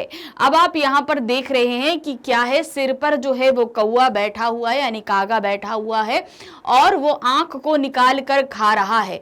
जीभ जो है वो सियार जो है वो जीभों को खींच कर निकाल रहे हैं और बड़ा ही आनंद का अनुभव कर रहे हैं। गिद्ध जो है वो जांग पर बैठा है अर्थात थाई पर बैठा है और उसे खोद खोद कर खा रहा है, और जो स्वान है वो अंगुली को काट काट के खा रहा है और बड़ा मजे से। तो यहाँ पर जो दृश्य हमारे सामने प्रस्तुत किया गया है, इसे देखकर हमें घृणा आ रही है, हमें घिन आ रही है। तो यहाँ पर क्या होगा? विभत्स रस यहाँ पर हमारा होगा। क्यों? जहां पर हम किसी को देखकर किसी चीज से हमें घृणा करती है, घिन आती है, तो वहां पर हमारा विभत्स रस होता है। अब आते हैं प्रश्न संख्या 66। तो 66 क्या है? भक्ति रस की स्थापना किसने की? कौन थे जिन्होंने भक्ति रस की स्थापना करी?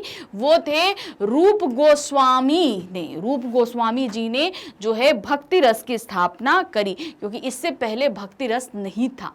तभी जो है भरत मुनि के द्वारा 8 रसों की रचना की गई थी, उनमें भक्ति रस नहीं था। अब आते हैं प्रश्न संख्या जो है वो 67। 67 क्या है हमारी? रसों की संख्या कितनी है? तो अब आपको बता दें, रसों की संख्या हमारी कितनी आ रही है?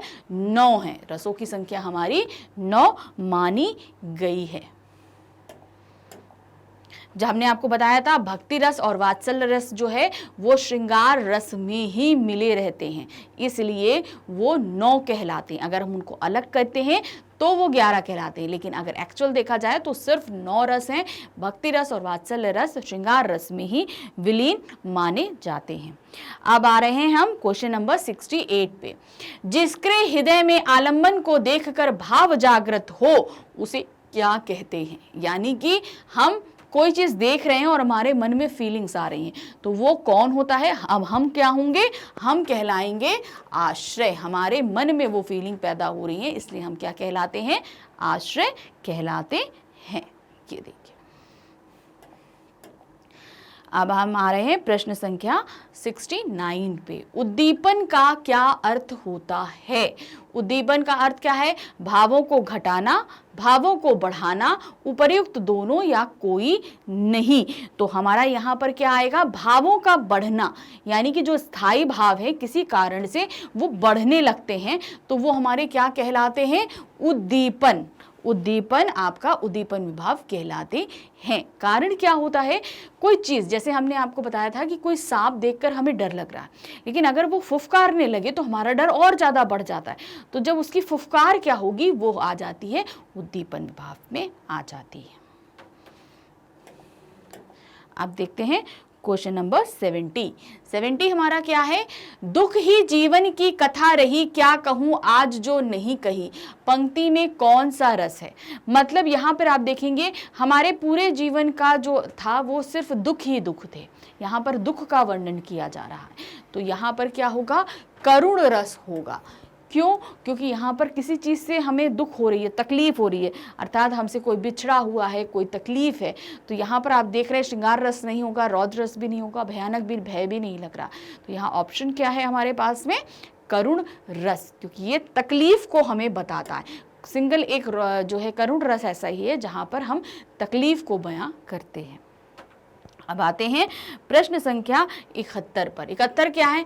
राम को रूप निहारती जानकी, कंगन के नग की परछाई, याते सभे सुधी भूली गई, कर टेकी रही पल टारती नाही।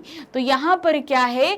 छोटे से राम हैं और उनकी जो छवि है, उसे जो उनका रूप है उसका आनंद जो है वो उनकी माता ले रही है। तो यहाँ पर जो है आप देख रहे हैं कि माता नहीं, सीता जी, जानकी अर्थात सीता जी हैं जो वो ले रही हैं। मतलब उनका जो रूप सौंदर्य है वो बहुत ही सुंदर है। हम लोगों ने ऐसे भी देखा है, पढ़ा है कि राम जो है वो बहुत ही सुंदर थे, पुरुषोत्तम इसीलिए कहा गया कि वो गुण में, रूप में, पुरुषों में सबसे उत्तम है, इसलिए उनको पुरुषोत्तम बोला गया। तो यहाँ पर क्या है, राम जी बहुत ही सुंदर प्रतीत हो रहे हैं और जानकी अर्थात सीता जी जो हैं उनके रूप को निहार रही हैं। और कंगन के नग की परछाई, यानी जो कंगन पहना जाता है उसकी परछाई जो है वो उनके मुख पर पड़ रही है। याते सभी सुधि भूली गई, और ये सब देख कर जानकी जो है अपनी सुध बुध खो बैठी हैं। कर टेक रही पल टारती नाही, और एक ही टक उन्हें देखती चली जा रही है, अपनी पलक को झपका नहीं रही हैं। तो यहाँ पर जानकी यानी सीता माता का प्रेम जो है श्री राम जी के लिए झलक रहा है। तो यहाँ पर क्या होगा, हमारा श्रृंगार रस होगा। ये देखिए श्रृंगार रस है। अब आ रहे हैं प्रश्न संख्या 72। 72 क्या है, श्रृंगार रस में विस्तृत रूप में उसमें कौन से रस सम्मिलित हो जाते हैं।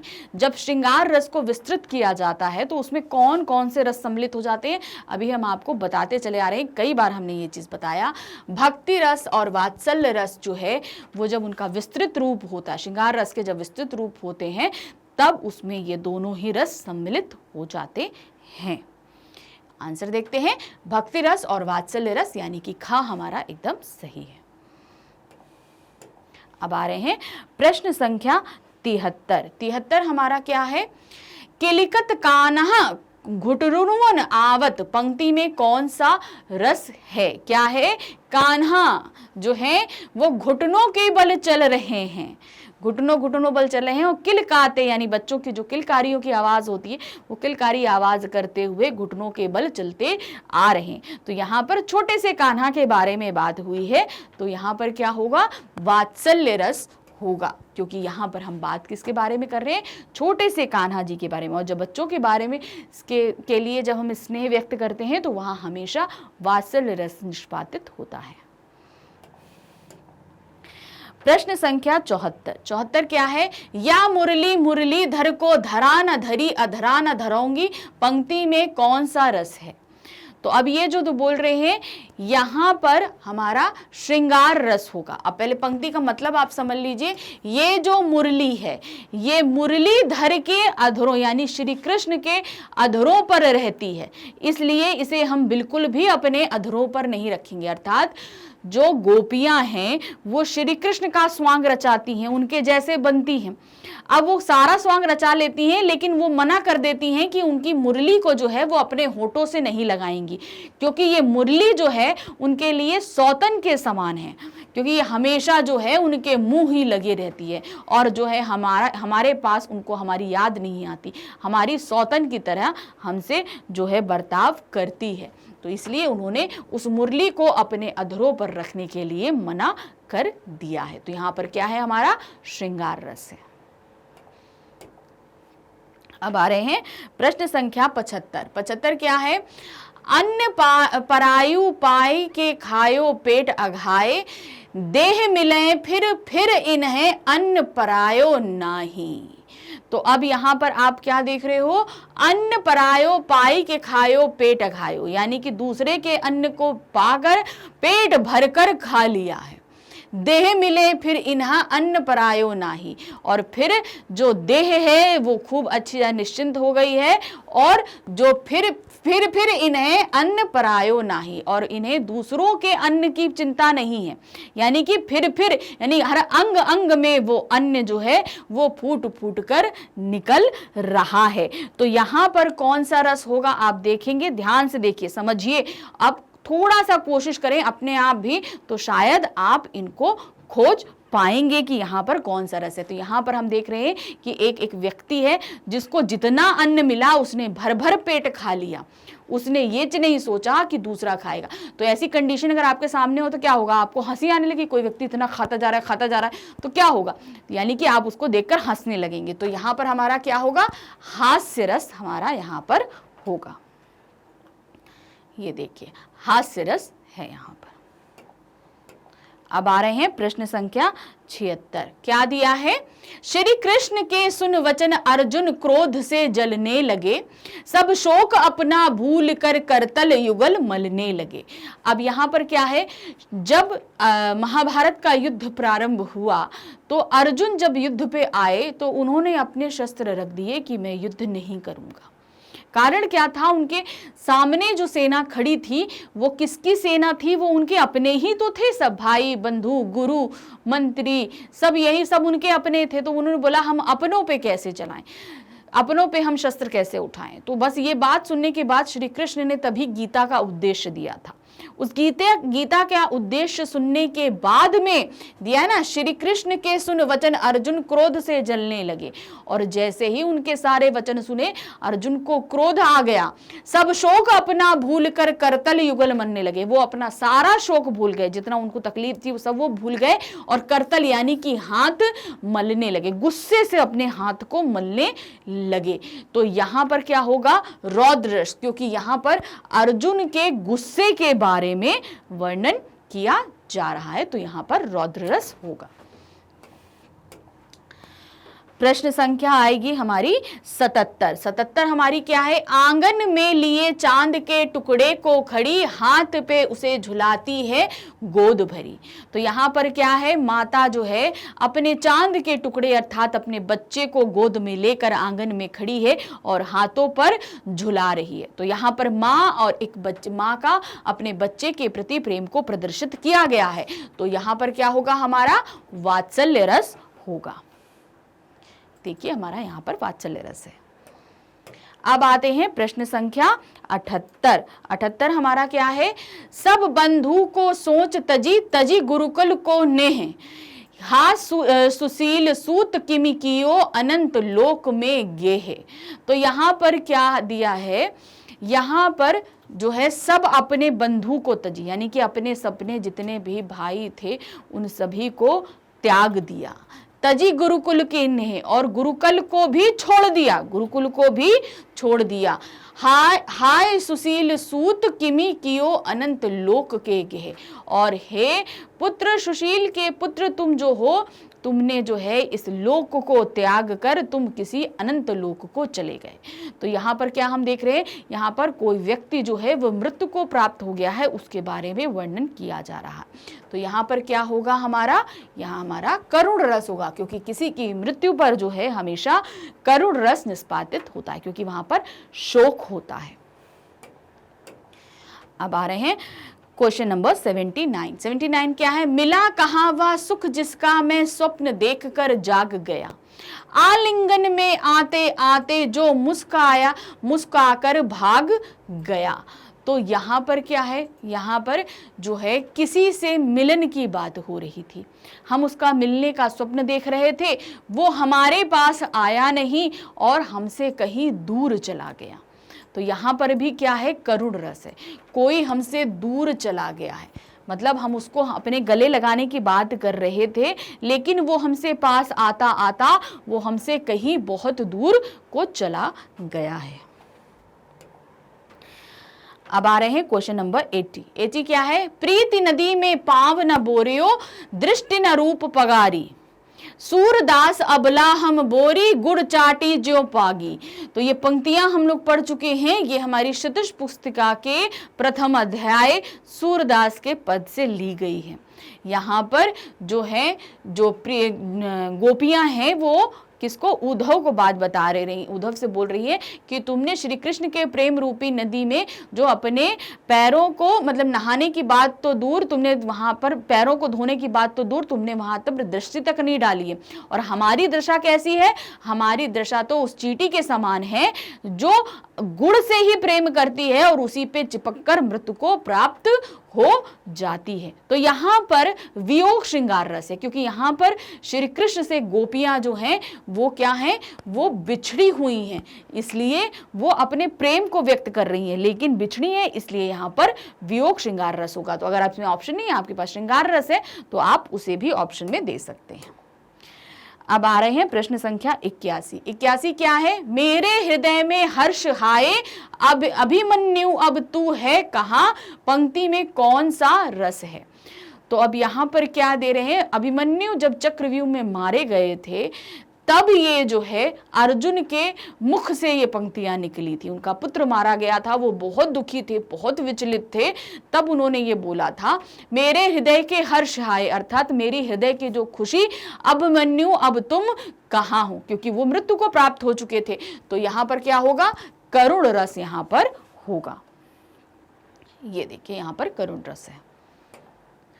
अब आ रहे हैं प्रश्न संख्या 82। 82 क्या है, आधा पात बाबुल का तामे तनिक पिसान, लाला जी करने लगे छठे क्षमा से दान।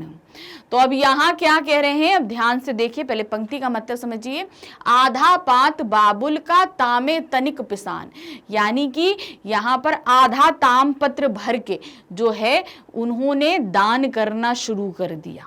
किसने, लाला जी ने छठे छमाहे जो है उन्होंने दान करना शुरू कर दिया।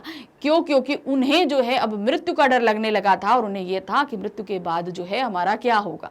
तो मतलब पहले नहीं करते थे, अब जैसे ही उनको इस डर का व्याप्त हुआ तो उन्होंने छठे छमाहे दान करना शुरू कर दिया। तो यहाँ पर क्या है, हास्य रस निष्पादित हो रहा है। यहाँ पर ये देखिए, यहाँ पर हास्य रस निष्पादित हो रहा है। अब है प्रश्न संख्या 83। प्रश्न संख्या 83 हमारी क्या है, पिल्ला लीन है गोद में, मोटर भई सवार, गली गली घूमन चली, कियो समाज सुधार। तो अब यहां पर क्या कह रहे हैं, गोद में जो है पिल्ला लिया, अर्थात कुत्ते के बच्चे को लिया, मोटर गाड़ी में सवार हो गई, अर्थात कार में सवार हो गई, और गली गली घूमने लगी और समाज सुधार करने लगी। ये उन औरतों के लिए है जो बहुत हाई फाई सोसाइटी में होती है, दान दक्षिणा नाम को है, लेकिन अपनी जो है फैशनेबल लाइफ बहुत दिखाते हैं। तो आधुनिक औरतों के लिए ये बात जो है कवि ने लिखी थी, तो ये बड़ी ही हास्यप्रद बात है। तो यहाँ पर क्या होगा, हास्य रस होगा यहाँ पर। ये देखिए, अब हमारे हैं प्रश्न संख्या 84। प्रश्न संख्या 84 क्या है, चूरन खायो एडिटर जात, जिनके पेट पचे नहीं बात, चूरन पुलिस वाले खाद, सब कानून हजम कर जात, साच कहे ते पनहई खावे, झूठे बहुविधि पदवी पावे। तो यहां पर क्या बात की जा रही है, ध्यान से देखिएगा कि चूरन अगर एडिटर खाता है, एडिटर मतलब जो पेपर वगैरह में काम करते हैं, एडिटर खाते हैं तो उनके पेट में किसी भी तरह की बात नहीं पचती, क्योंकि अगर उन्हें कुछ भी लीक मिलता है तो वो तुरंत ही उसे न्यूज़पेपर में छाप देते हैं। और चूरन अगर पुलिस वाले खाते हैं तो वो हर एक चीज को हजम कर जाते हैं, अर्थात रिश्वत के तौर पर वो हर एक चीज को हजम कर जाते हैं, उनको कुछ भी दे दो वो सब कुछ ले लेते हैं। फिर साच कहते पनहई खावे, और जो सच्चे बोलते हैं, जो सच बोलते हैं वो क्या खाते हैं, वो पान खाते हैं। झूठे बहुविधि पदवी पावे, और तब भी उनको झूठे की बहुत तरीके से पदवी प्राप्त होती है। यानी कि संसार में झूठ जो बोलते हैं उनका हर जगह बहुत ही ज्यादा मान है, लेकिन जो सच कहते हैं उनको भी झूठा करार दे दिया जाता है। तो इस पंक्तियों से ये हमें पता चलता है कि ये हास्य रस यहाँ पर है, ये यहाँ पर हास्य रस निष्पादित हो रहा है। अब आते हैं प्रश्न संख्या 85। प्रश्न संख्या 85 क्या है, हाय उठ गया यही संसार, बना सिंदूर आज अंगार, पंक्ति में कौन सा रस है। मतलब यहां पर कौन सा रस हो रहा है कि क्या दिया है, हाय उठ गया यही संसार, ये संसार जो है अब ये मेरे विरुद्ध हो गया है, और ये जो मेरे माथे पे जो सिंदूर लगा है अब ये अंगार के मात्र हो गया। सिंदूर किसी भी औरत के लिए अंगार नहीं होता। तो यहाँ पर क्या है कि अगर ये पंक्ति बोली गई है तो यानी कि यहाँ पर कुछ ऐसी चीज घटित हुई है जो विस्मित कर रही है, अर्थात यहाँ पर कौन सा हमारा रस होगा, आश्चर्य रस, यानी कि अद्भुत रस यहाँ पर हमारा होगा। यहाँ पर अद्भुत आश्चर्य रस या अद्भुत रस एक ही चीज हमारी होगी। तो कोई ऐसी चीज घटित हुई जो बिल्कुल भी घटित नहीं होनी चाहिए थी लेकिन यहाँ पर हो गई है। फिर है प्रश्न संख्या 86। क्या दिया है, शोक विकल सब रो बहु रानी, रूपशील सब बल तेज बखानी, करही बिलाप अनेक प्रकारा, परही भूमि ताल बारही बारा। तो यहाँ पर क्या दिया है कि जो है मृत्यु हो गई है, किसकी? राजा दशरथ की जो है वो मृत्यु हो गई है। शोक विकल रोबहु रानी, रानी जो है वो सभी रो रही हैं। रूपशील बल तेज बखानी, और जो मर गए हैं राजा उनके रूप बल और तेज का बखान कर रही हैं। करही विलाप अनेक प्रकारा, और वो अपने दुख को अनेक तरीके से जो है वो बयां कर रही हैं। परही भूमि ताल बारह बारह, और बार बार जो है वो भूमि पर गिर गिर पड़ रही हैं। तो यहाँ पर जो है राजा की मृत्यु का बखान किया गया है, इसलिए यहाँ पर क्या होगा? करुण रस यहाँ पर हमारा होगा। ये देखिए प्रश्न संख्या 87। 87 क्या है? एक और अजगरही लखई एक और मृगराज, बिकल बटोही बीच ही परियों मूर्छा खाए। तो कि एक तरफ जो है अजगर था और दूसरी तरफ शिकारी था, उसने अजगर को देखा, वैसे ही भय के मारे क्या हुआ? वो मूर्छा खाकर गिर गया। तो यहाँ पर बटोही अर्थात शिकारी के अंदर क्या हुआ? भय आया। तो इसलिए यहाँ पर क्या होगा? भयानक रस यहाँ पर होगा। क्वेश्चन नंबर आ रहा है 88। 88 क्या है? जहां नायक नायिका का प्रेम प्रसंग का चित्रण किया जाए वहां कौन सा रस होता है? जहां पर प्रेम प्रसंग बताया जा रहा है नायक और नायिका के मध्य, तो वहां पर क्या होगा? श्रृंगार रस वहां पर होगा। ये देखिए, चाहे वियोग हो, मिलना हो, प्रेम हो, अगर बिछड़ गए तो वहां पर वियोग होगा। क्वेश्चन नंबर आ रहा है 89। 89 क्या है? कहीं लाश बिखरी गलियों में, कहीं चील बैठी लाशों में। अब यहाँ पर क्या है? कहीं कहीं पर गलियों में लाशें बिखरी हुई हैं और कहीं कहीं लाशों पर वो चील मंडरा रही है। तो ये क्या है? अब चीलें मंडरा रही हैं, अब लाशें देख रहे हैं, तो आपको क्या होगी? घृणा होगी ना अंदर से। तो यहाँ पर क्या होगा? हमारा वीभत्स रस यहाँ पर होगा, क्योंकि चारों तरफ लाशें बिखरी हुई हैं, उन पे गिद्ध बैठे हैं, उनको नोच रहे हैं, खा रहे हैं, तो यहाँ पर विभत्स रस निष्पादित होगा। अब आ रहे हैं क्वेश्चन नंबर 90। क्वेश्चन नंबर 90 क्या है? उत्साह स्थायी भाव जब विभाव, अनुभाव और संचारी भावों से पुष्ट हो जाता है तब वहां कौन सा रस होता है? अब यहां पर देखिए क्या उन्होंने पूछा? उत्साह स्थायी भाव। उत्साह जो स्थायी भाव है वो विभाव, अनुभाव और संचारी भावों से पुष्ट होता है। जब रस के सारे अंग उसके जरिए आ जाते हैं तब कौन सा रस होता है? अब आप इतनी लंबी बात नहीं समझ पाओ तो सिंपल आप देख लो, उत्साह स्थायी भाव। उत्साह स्थायी भाव किसका रस है? कौन से रस का स्थायी भाव है?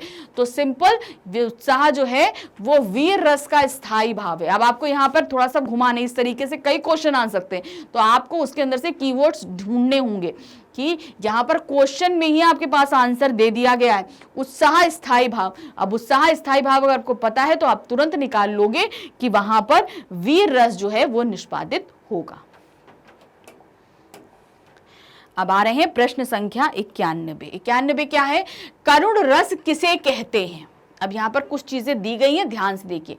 प्रिय व्यक्ति या वस्तु की हानि होने को, प्रिय व्यक्ति के मिलन को, कठोरता के भाव को, हृदय दृश्य को। तो यहाँ पर हमने करुण रस आपको बताया है जब हमारा कोई प्रिय या कोई वस्तु हमसे बिछड़ जाती, हानि मतलब बिछड़ गया, तो इस वहां पर हमारा क्या होता है? करुण रस होता है। अर्थात जो हमारा प्रिय है वो हमसे दूर चला गया, हमसे हानि का मतलब है कि वो समाप्त हो गया, अब वो हमारे पास नहीं आएगा, तो वहां पर क्या होता है? करुण रस होता है। प्रिय व्यक्ति या वस्तु की हानि को ही हम वहां पर करुण रस होता है। प्रश्न संख्या 92। 92 क्या है? हास्य रस किसे कहते हैं? विलक्षण स्थितियों द्वारा हंसी के पोषण को, दुख की स्थिति को नहीं, दुख की स्थिति को तो हास्य रस कहते ही नहीं, श्रृंगार की स्थिति को भी नहीं कहते, घृणा की स्थिति को भी नहीं कहते। देखिए, दुख की स्थिति को हम करुण रस बोलेंगे, श्रृंगार की स्थिति को हम श्रृंगार रस बोलेंगे, घृणा की स्थिति को हम विभत्स रस बोलेंगे। तो यहाँ क्या है? विलक्षण स्थितियों द्वारा हंसी के पोषण, यानी कि कुछ ऐसी स्थितियां उत्पन्न हो जाएं जिनके द्वारा हमारे अंदर हंसी पैदा हो, तो उस जगह पर हास्य रस होता है। अब आ रहे हैं प्रश्न संख्या 93। 93 क्या है? रौद्र रस किसे कहते हैं? क्रोध और प्रतिशोध के भाव को, रति के भाव को, रति के भाव को तो हम श्रृंगार रस बोलेंगे, भयानक दृश्य को तो हम क्या बोलेंगे? भय रस आ जाएगा। कोई नहीं भी नहीं है, सही क्या है? क्रोध और प्रतिशोध। जहां पर क्रोध आ जाए, वो तो सीधे सीधे रौद्र रस हो गया। और प्रतिशोध, प्रतिशोध मतलब किसी से बदला लेना। अब बदला भी हम कब लेते हैं? जब हमारे अंदर गुस्सा हो, तभी तो हम बदला लेते हैं। तो इसलिए यहां पर पहला हमारा सही होगा, यानी कि जब हम क्रोध और प्रतिशोध के भाव से हम आते हैं, तब वहां पर हमारा क्या होता है? आपका रौद्र रस होता है। अब आते हैं प्रश्न संख्या 94। भयानक रस किसे कहते हैं? क्या दिया है? करुण रस को? नहीं, करुण रस को भी नहीं कहते। प्रेम को तो हम श्रृंगार रस कहते हैं। घृणा को हम क्या बोलते हैं? घृणा हमारा विभत्स रस में आता है। भय स्थायी भाव के पुष्ट और विकसित होने पर, यानी जहां पर भय स्थायी भाव हमारे अंदर पैदा हो और पूरी तरीके से विद्यमान हो जाए, उस जगह जो है भयानक रस होता है। प्रश्न संख्या 95 क्या है? विभत्स रस किसे कहते हैं?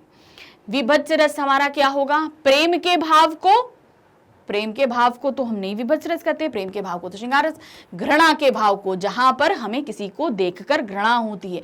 निर्वेद का भाव तो शांत रस होता है, कोई नहीं। तो सही आंसर क्या है? घृणा के भाव को विभत्स रस कहा जाता है। अब आ रहे हैं प्रश्न संख्या 96। क्या है? एक मित्र बोले, लाला तुम किस चक्की का खाते हो? इतने महंगे राशन में भी तुम तोंद बढ़ाए जाते हो। एक मित्र बोले लाला से, तुम किस चक्की का आटा खा रहे हो कि इतनी महंगाई में भी तुम्हारी तोंद निकलती चली आ रही है। तो यहां पर क्या होगा हमारा? जैसे हम देख रहे हैं, यहां पर हमारा हास्य रस होगा। देखकर हमें क्या आ रही है? हंसी आ रही है। तो यहां पर हास्य रस निष्पादित होगा। प्रश्न संख्या 97 क्या है? अद्भुत रस किसे कहते हैं? आश्चर्यजनक भाव के परिपोषण होने पर, यानी कि कोई चीज ऐसी देख ले जिससे हम अचंभित हो जाएं। बिल्कुल सही है। शोक के भाव को करुण रस कहते हैं, घृणा के भाव को विभत्स रस कहते हैं, रति के भाव को हम श्रृंगार रस बोलते हैं। यहां पर आश्चर्यजनक कोई बात हो जाए तो वहां पर क्या होता है? हमारा अद्भुत रस होता है हमारा। प्रश्न संख्या 98 हमारी क्या है? शांत रस किसे कहते हैं? शांत रस है जिसका स्थायी भाव निर्वेद है। तो यहां क्या दिया है? भय के भाव को तो हम क्या कहते हैं? आपका भयानक रस। हर्ष के भाव जहां होता है वहां हम हास्य रस को निष्पादित करते हैं। घृणा का भाव हमारा क्या होता है? विभत्स रस होता है। संसार के प्रति वैराग्य के भाव को, यानी कि हम संसार से अब विमुक्त हो गए, हमें संसार से कोई मतलब नहीं, अब सिर्फ हम कहाँ रहना चाहते हैं? हम ईश्वर के साथ उनकी भक्ति में ही लीन रहना चाहते हैं। तो वहां पर हमारा क्या होगा? शांत रस होगा। संसार के प्रति वैराग्य के भाव को शांत रस कहा जाता है। प्रश्न संख्या 99 वात्सल्य रस किसे कहते हैं? करुणा के भाव को, करुणा के भाव जहां पर होता है वहां तो हमारा क्या होता है? वहां हमारा करुण रस होता है। बाल रति के भाव को, ये एकदम सही है। अब देखिए कंफ्यूज नहीं होगा, हमने आपको क्या बोला था? वात्सल्य रस जो है वो श्रृंगार रस के अंतर्गत ही, जब श्रृंगार रस को हम विस्तृत करते हैं तो वात्सल्य रस उसी के अंदर चला जाता है। तो बच्चों का रति यानी बाल रति जो है वो हमारा क्या हो जाएगा? आपका सही, यानी कि बच्चों के स्नेह से प्रतिपादित होता है। निर्वेद जो है वो हमारा शांत रस होता है। घृणा हमारा विभत्स रस होता है। सही क्या है? बच्चों का स्नेह यानी बाल रति का भाव जहां पूर्ण होता है वहां पर ही हमारा वात्सल्य रस होता है। अब आते हैं प्रश्न संख्या 100। सॉरी। बरतस लालच लाल की मुरली धरी लुकाए, सौह करे भौहन हंसे दे कहीं नट जाएं। तो यहां पर आप क्या दे रहे हैं? बरतस लालच लाल की, अर्थात श्री कृष्ण से बात करने की लालच में मुरली जो है, गोपियों ने मुरली को छुपा दिया, क्योंकि श्री कृष्ण हर समय मुरली के साथ रहते थे, तो उन्होंने वो बात करना चाहते थे श्री कृष्ण से, तो उन्होंने मुरली को छुपा दिया। अब श्री कृष्ण जब पूछे सौ दे के, सौगंध देकर, तो वो मना कर दें, सौगंध नहीं लें और भौवों से हंसे, मतलब आंखें ऐसी बनाए कि उनको भौवों से हंसी प्राप्त हो, दे कहे नट जाए। और जैसे ही श्री कृष्ण उनको देने के लिए बोले कि मेरी मुरली वापस कर दो, तो वो तुरंत ही मना कर दें कि हमें नहीं देनी है। तो इस तरीके से यहां पर आप क्या देख रहे हैं? गोपियों और श्री कृष्ण के मध्य जो है वो प्यार उमड़ रहा है। तो यानी कि उनके बीच प्रेम का आदान प्रदान हो रहा है, इसलिए यहाँ पर क्या होगा, हमारा श्रृंगार रस यहाँ पर होगा। ये देखिए श्रृंगार रस है। तो इस तरीके से हमने इस हमारा जो व्याकरण का ये टॉपिक था रस, इसके 100 MCQs हमने यहाँ पर सॉल्व किए। अब आपको अगर किसी और सब्जेक्ट का या हिंदी का ही कुछ समरी, क्वेश्चन आंसर्स या MCQs कुछ भी आपको देखना है, वन शॉट रिवीजन वगैरह, तो बिल्कुल भी विचलित नहीं हुई है। उसके लिए आपको आना है हमारी वेबसाइट magnetbrain.com पे। आप यहाँ पर आएंगे तो आप देखेंगे कि किंडरगार्टन से लेकर क्लास 12 तक की सभी क्लासेस अवेलेबल हैं। तो आप क्लास 10th में हैं, आप 10th क्लिक करेंगे तो 10th क्लिक करते ही यहाँ पर आप देखेंगे 10th से रिलेटेड जितने भी चैप्टर हैं आपके क्लास में, जितने भी जो सब्जेक्ट पढ़ाए जा रहे हैं वो सभी आपके सामने है।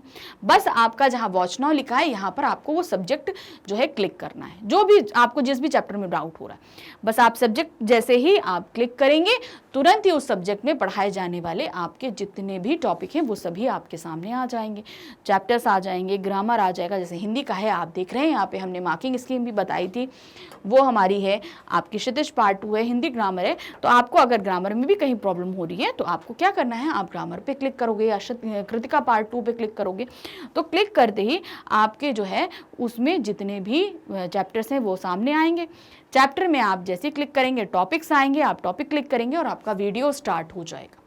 इस तरीके से वीडियो देखिए और अपने मन के सभी डाउट्स को क्लियर कीजिए, लेकिन साथ ही हमारे चैनल को लाइक, सब्सक्राइब और शेयर करना बिल्कुल नहीं भूलिएगा। Thank you for watching, bye bye.